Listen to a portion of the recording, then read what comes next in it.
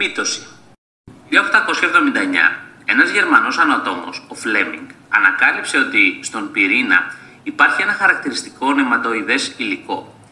Παρατηρώντας μάλιστα τα κύτταρα σε διάφορα στάδια της ζωής τους, παρατήρησε ότι τα νημάτια που συνιστούν αυτό το υλικό παχυνθούν και παχυνθούν, κόβονται για να διανεμηθούν στους απογόνους του κυττάρου. Την ακολουθία αυτών των φαινομένων την ονόμασε μύτωση, από την ελληνική λέξη μύτος, σημαίνει νήμα. Σήμερα γνωρίζουμε ότι τα νημάτια του Φλέμινγκ είναι τα χρωμοσώματα, οι φορείς των γονιδίων, και ότι η μύτωση είναι ο βασικός τύπος κυτταρικής διαίρεσης των ευκαριωτικών κυττάρων.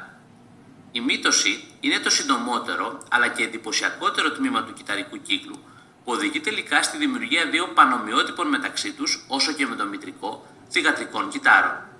Αυτό διασφαλίζεται με δύο διαδοχικές διαδικασίες, την πυρηνική διαίρεση και την κυτταροπλασματική διαίρεση, που συμβαίνουν στη διάρκεια της μύτωσης. Κατά τη διάρκεια της πυρηνικής διαίρεσης γίνεται ακριβοδίκαιη διανομή γενετικού υλικού στους δύο θυγατρικούς πυρήνες.